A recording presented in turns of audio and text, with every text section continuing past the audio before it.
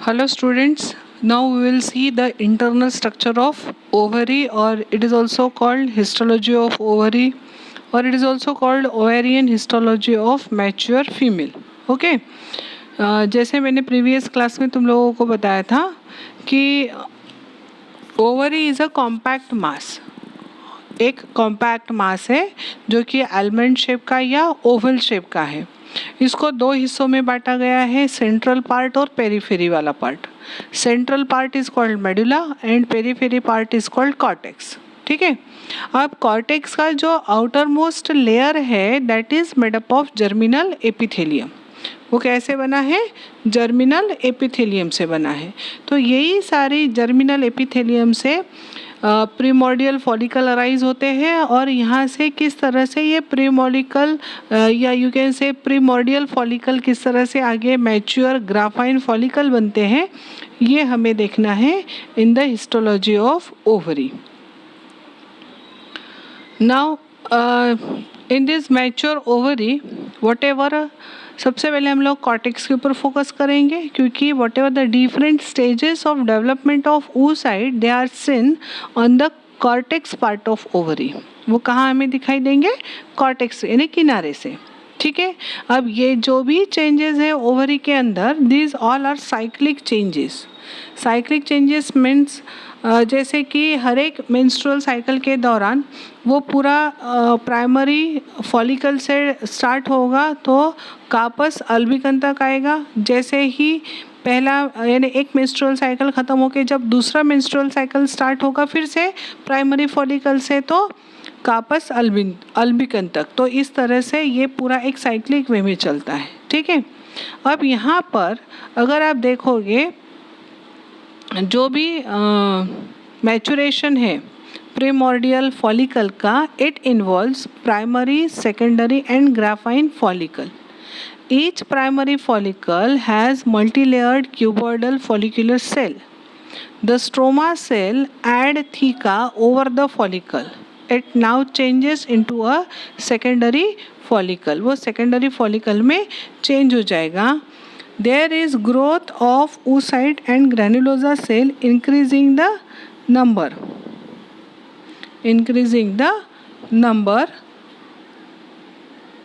They start producing the hormone called estrogen. अभी यहाँ पे जैसे मैंने तुम लोग को बताया ovary produces 5 hormones.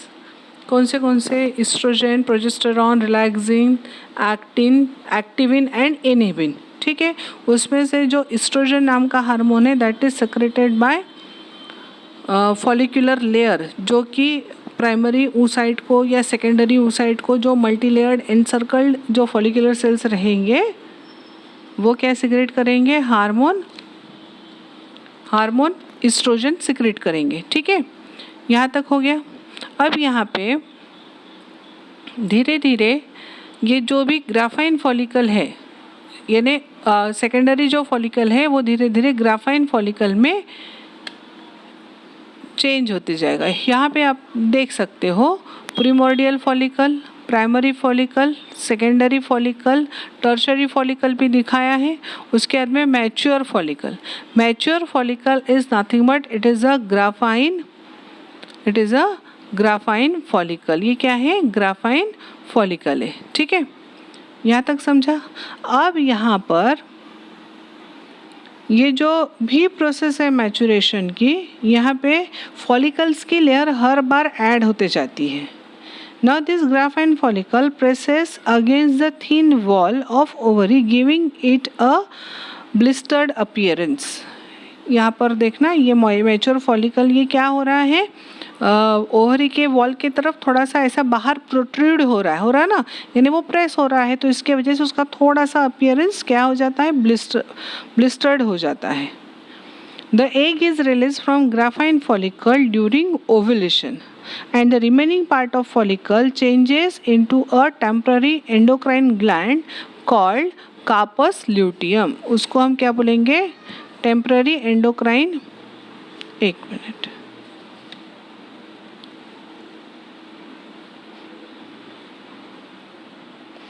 Temporary endocrine gland corpus luteum में वो कन्वर्ट हो जाएगा। ठीक है, अगर फर्टिलाइजेशन होता है यानी ओवुलेशन के बाद जो ओवम या एग रिलीज होगा उसका यदि फर्टिलाइजेशन होता है तो कार्पस ल्यूटियम वैसे ही रहेगा। अगर फर्टिलाइजेशन नहीं होता तो corpus luteum get degenerated into a white square called corpus albicans, वो फिर कार्पस अल्बिकन में कन्वर्ट हो जाएगा। इस तरह से ये होगा एक development in the mature follicle, mature ovary. अब यहाँ पे देखना ये डायग्राम है, जैसे कि यहाँ पे ब्लड वेसल्स या कॉर्टेक्स मेडुला, ये तो मैंने बताया कि नो डाउट जो भी हमारे बॉडी का ऑर्गन है हर पिन पॉइंट तक ब्लड सप्लाई है। So it is the major primary female gonad, तो इसमें भी डेंस ब्लड सप्लाई रहेगा। ये ओवल शेप या आलमंड शेप का स्ट्रक्चर है, बाहर से इसको जर्मिनल एपिथेलियम का कवरिंग है। इस जर्मिनल एपिथेलियम से ही फॉलिकल्स ग्रुप ऑफ और you can say a mass of follicular cells आते हैं स्टार्टिंग में एकदम से, जिसको हम बोलते हैं प्रीमोर्डियल फॉलिकल। ये प्रीमोर्डियल फॉलिकल का धीरे धीरे डेवलपमेंट और मैचुरेशन दोनों स्टार्ट हो जाता है। तो उनके स्टेजेस हैं, primary follicle, secondary follicle, tertiary follicle. उसके बाद की जो स्टेज है दैट इज़ कॉल्ड ग्राफाइन फॉलिकल और मैच्योर फॉलिकल, जिसके अंदर में आप देख सकते हो oocyte लिखा हुआ है। मैच्योर फॉलिकल ही यानी ग्राफाइन फॉलिकल है, ठीक है। अब ये क्या करेगा, धीरे धीरे ओवेरियन वॉल की तरफ खुद को प्रेस करते जाएगा। जैसे ही ओवुलेशन का टाइम आता है, तुम मेंस्ट्रुअल साइकिल जब पढ़ोगे तब तुम्हें समझ में आ जाएगा कि ये ओवुलेशन क्या होता है और कब होता है। तो जैसे ही ओवुलेशन का टाइम आएगा, ये फॉलिकुलर जो लेयर है वो ब्रेक हो जाएंगे और oocyte रिलीज हो जाएगा बाहर ऑन 14th डे। यहाँ पे डे 14 लिखा हुआ है मेडुला के नीचे, अगर आप देखोगे तो, ठीक है। तो यहाँ पे क्या होगा, 14th डे में ovum get release, so it is ovulated ovum. फिर ये जो ओवम रिलीज होगा ये फिमरी उसको कलेक्ट करेगा एंड मूव दैट, वो उस ओवम को किधर मूव करेगा, ओविडक्ट के तरफ, इनसाइड द ओविडक्ट एम्पुला तक वो पहुँच के रहेगा, ठीक है। अगर मान लो 14th day of menstrual cycle के बाद फर्टिलाइजेशन अगर होता है तो ये ओवम यूज़ किया जाएगा फॉर फर्टिलाइजेशन, तो कार्पस ल्यूटियम विल रिमेन, ठीक है। क्योंकि कार्पस ल्यूटियम ये टेम्पररी एंडोक्राइन ग्लैंड है, क्योंकि आगे चल के ये कोई दूसरा हार्मोन सिक्रेट करता है, जैसे कि हम बोलते हैं progesterone. Progesterone hormone is secreted by corpus luteum, समझ में आया। अब ये प्रोजेस्टेरॉन की ज़रूरत टू मेंटेन द प्रेगनेंसी। अगर मान लो फर्टिलाइजेशन हुआ तो कार्पस ल्यूटियम रहेगा, फर्टिलाइजेशन नहीं हुआ तो कार्पस ल्यूटियम का कन्वर्शन कार्पस अल्बिकन में हो जाएगा और फिर कुछ समय बाद ये कार्पस अल्बिकन भी डिस्ट्रॉयड हो जाएगा या डीजेनरेटेड हो जाएगा। तो इस तरह से it is the structure of ovary, ये है इंटरनल स्ट्रक्चर ऑफ ओवरी। समझ में आया यहाँ तक। अब इसके बाद में हम देखते हैं structure of mature Graafian follicle. ये है structure of mature Graafian follicle. अब यहाँ पर जैसे तुम लोगों को मैंने बताया था कि प्राइमरी, सेकेंडरी, टर्शरी के बाद में मैच्योर फॉलिकल का वहाँ पे लेबलिंग था, वो जो मैच्योर फॉलिकल है उसी का ही दूसरा नाम है ग्राफाइन फॉलिकल, ठीक है। अब इस ग्राफाइन फॉलिकल में एकदम आउटर मोस्ट जो लेयर है दैट इज थीका इंटरना, उसके बाद में थीका एक्सटर्ना।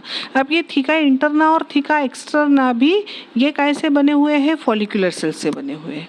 उसके बाद में आता है ग्रैन्युलोजा सेल्स। अब ये ग्रैन्युलोजा सेल्स यानी पूरा एक सर्कल बन रहा है, उसके बाद में oocyte को भी इनसर्कल्ड कुछ सेल्स है। ये oocyte को जो स्पेशल सेल्स इनसर्कल्ड है ये ग्रैन्युलोजा के ही सेल्स है, बट वो oocyte को इनसर्कल्ड है, इसीलिए उसका नाम है कोरोना रेडिएटा। उसका नाम क्या है, कोरोना रेडिएटा। समझ में आया। ये है एक structure of mature Graafian follicle.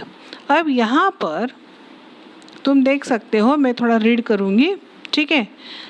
ग्राफाइन follicle is a mature ovarian follicle and eccentric का मतलब जो भी oocyte है वो सेंटर में ना होते हुए वो बाजू में है, इसलिए ईसेंट्रिक है। यानी यहाँ पे तुम लोग अगर पिक्चर देखोगे, है ना, ये oocyte बाजू में है, सेंटर में नहीं है, इसलिए इसको हम क्या बोलेंगे, इसेंट्रिक बोलेंगे। ठीक है, अब यहाँ पर eccentric secondary oocyte is surrounded by a non-cellular layer of zona pellucida secreted by vitelline membrane of oocyte। अब ये vitelline membrane कहाँ है या zona pellucida कहाँ है? अब यहाँ पर इसको और थोड़ा इनलार्ज करेंगे। कोरोना रेडिएटा जिस लाइन के ऊपर रेस्टिंग है, ब्लैक कलर का जो सर्कल हमको दिखता है oocyte का, ब्लैक कलर की जो लाइन दिख रही है, that is the zona pellucida, जिसके ऊपर कोरोना रेडिएटा आर अरेंज। ठीक है, नो वाइटलाइन मेम्ब्रेन, तो एकदम अंदर में जो न्यूक्लियस के समान जहाँ पे oocyte का लेबलिंग बताया है, दैट इज द वाइटलाइन मेम्ब्रेन। वो क्या है, वाइटलाइन मेम्ब्रेन है, और उसके ऊपर में बड़ा ब्लैक कलर का सर्कल है, वो है जोना पेलुसिडा। जोना पेलुसिडा के ऊपर लेइंग है कोरोना रेडिएटा, यानी corona radiata are arrange on the non cellular membrane called zona pellucida. ठीक है, समझ में आया यहाँ तक? मैं फिर से रीड कर रही हूँ। Now see, the outermost protective and fibrous covering is called theca externa. Inner to it is the cellular theca interna. It produces the hormone estrogen. अब यहाँ पर ये follicular cells कौन सा हार्मोन सिक्रेट कर रहे हैं, oestrogen. Inner to theca interna, the follicular cells from the membrana granulosa, या granulosa cells करके नाम दिया है। From the membrane granulosa, the cell differentiated into discus florigerus and corona radiata. अब इस पूरा ये जो ब्राउन या ये येलो कलर का या मस्टर्ड कलर का, यू कैन से, ये जितना भी पार्ट है, ये वन एंड ऑल ग्रैनुलोजा सेल्स है। ठीक है, अब इस ग्रैनुलोजा सेल में से जो सेल्स oocyte को इंसर्कल्ड है वो कोरोना रेडिएटा है। बचे हुए जितने भी बाहर से सराउंड हो रहे थीका इंटरना के अंदर से जो है वो है क्या, कौन से, डिस्कस प्रोलीगेरस। समझ में आया? Now cumulus oophorus is the term used for oocyte and surrounding granulosa cell। अब ये जो सराउंडिंग ग्रैनुलोजा सेल है, यानी ही कोरोना रेडिएटा और oocyte को मिला के एक कॉमन टर्म यूज किया जाता है, कोमोलस oophorus। समझ में आया? A fluid-filled cavity called antrum lies between the oocyte and the membrana granulosa. It is filled with the fluid called liquor folliculi। ये एक लिक्विड यहाँ पे जो लाइट पिंक कलर का पार्ट है, that is the antrum. Antrum में fluid होता है, that is called liquor folliculi. So इस तरह से this is all about the mature Graafian follicle. अब इसके बाद में आते हैं oviduct. Now here oviduct, fallopian tube या यूटेराइन ट्यूब भी बोल सकते हो। These are pair of muscular duct laying horizontally over the peritoneal cavity. The proximal part of the tube lies close the ovary and distally it opens into the uterus. Each tube is 10 to 12 centimeter in length. It is internally lined by ciliated epithelium and it is divided into 3 parts. ये 3 part में divided है। अब ये 3 part कौन से हैं वो हम देखेंगे। Infundibulum, ampulla and isthmus. ठीक है, ये 3 पार्ट कौन से हैं, एक है इन्फंडिबुलम है, दूसरा एम्फुला है और तीसरा इस्थमस है। समझ में आया? Now the proximal funnel like part with an opening called ostium surrounded by many finger like process. बहुत सारे फिंगर लाइक प्रोसेस है, called fimbriae. Of this, at least one is long and connected to the ovary. The cilia and the movement of fimbri helps in driving the ovulated egg into a ostium. Fimbri है और साथ में cilia है, ciliated epithelium का cilia, ये क्या करेंगे, ovum को आगे एम्पुला तक पुश करेंगे। ऑस्टियम क्या है, ostium is the opening. Ostium ये इन्फंडिबुलम का ओपनिंग है। ठीक है, उसके बाद में आता है ampulla. Ampulla, it is the middle, long and straight part of oviduct. Fertilization takes place in this region. Ampulla is recognized as a fertilization site. Question आ सकता है, name the fertilisation site of female reproductive part. तो एक ampulla इसका one word answer है. ठीक है. उसके बाद में आता है इस्तमा या कॉर्निया. कॉर्न्यू भी बोलते हैं या कॉर्न्युआ भी बोलते हैं. The distal narrow part of duct opens in the uterus. जो भी ओविडक्ट का लार्ज डिस्टल पार्ट है जो यूटेरस में ओपन होता है उसको इस्तमस बोला गया है. यहाँ तक समझ में आया. ठीक है. इसके बाद में है uterus. Now uterus it is a you can say womb, mother womb हम जिसे बोलते हैं. It is a hollow muscular pear shaped organ. Pear shaped और you can say near about triangular shape. तो इसका भी बेस और अपेक्स रहेगा. तो जहाँ पे इसका ट्रायंगुलर शेप है ऊपर में डोम जैसा रहेगा, है ना. जब हम पियर बोल रहे हैं तो ऊपर में डोम पार्ट जैसे आता है ना. इसका डायमेंशन भी आप वैसे ही लर्न करोगे 7.5 by 5 by 2.5 cubic centimetre in dimension. यानी लेंथ इसका 7.5 सेंटीमीटर है. ब्रॉड ये यानी इसका ब्रेथ कितना है 5 सेंटीमीटर और इसका थिकनेस कितना है 2.5 centimetre. So in this way 7.5 into 5 into 2.5 cubic centimetre in dimension. ठीक है. अब ये यूटेरस के जो 3 पार्ट होते हैं fundus, body and cervix. Uterus के कितने पार्ट होते हैं? Fundus, body and cervix. ऐसे इसके 3 पार्ट होते हैं. तो सबसे पहले हम देखेंगे fundus. It is the upper dome part. जैसे तुम लोगों को मैंने सेकेंड नंबर का लेबलिंग बताया था फंडस, है ना. फंडस ऑफ यूटेरस अगर डायग्राम में तुम जाके देखोगे तो ये जो फंडस है it is the upper dome part. Normally implantation of embryo occurs in the fundus. यानी जो भी एम्ब्रियो का इम्प्लांटेशन होता है, ग्रोथ होता है, वो कहाँ होगा? फंडस में होगा. Then body, it is a broad part of uterus which gradually tapers downward. Tapers यानी नीचे की तरफ नोकीला होते जाता है. और जो टैपरिंग पार्ट होता है उसी को ही सर्विक्स बोला गया है. सर्विक्स का भी लेबलिंग था 9 नंबर पे. समझ में आया? Now here it is a cervix is a narrow neck about. Neck का स्पेलिंग यहाँ गलत है, NECK. Neck about 2.5 centimetre in length. It extends into a vagina.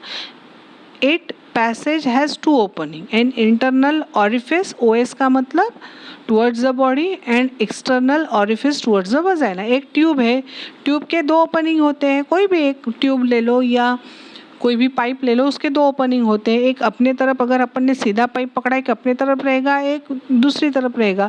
उसी तरह से जो यूटेरस की तरफ इसका जो 2.5 सेंटीमीटर लॉन्ग ये जो नैरो नेक लाइक स्ट्रक्चर है इसका एक ओपनिंग यूटेरस के तरफ है तो एक ओपनिंग वजाइना के तरफ है. जो यूटेरस के तरफ है उसको हम बोलते हैं इंटरनल ऑरिफिस और जो वजाइना के तरफ है उसको हम बोलते हैं एक्सटर्नल ऑरिफिस. तो इस तरह से ये हो गया सर्विक्स. उसके बाद में अगर हम इंटरनल स्ट्रक्चर देखेंगे का यूटेरस का, तो यूटेरस का वॉल 3 लेयर में डिस्टिंग्विश है. Perimetrium, myometrium and endometrium. ठीक है.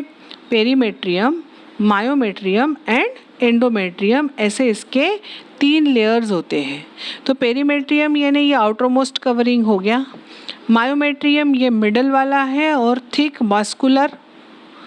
Endometrium is a you can say internal mucosal membrane with stratified epithelium. Now the thickness of these layer regularly undergoes changes during the menstrual cycle. जैसे जैसे vascularization होगा या whatever the 28 days का जो cycle होता है उस दौरान उसका proliferation होता है, वो पनपता है, थोड़ा मोटा हो जाता है. जैसे ही menstrual discharge होता है यानी you can say washing out of the menstrual cycle, तो तब ये फिर थिन हो जाता है. तो whatever this endometrium it is rich in blood and uterine gland. This provide nourishment to the developing foetus. तो इस तरह से it is all about the internal structure of uterus. ठीक है. इसके बाद में आता है वजाइना.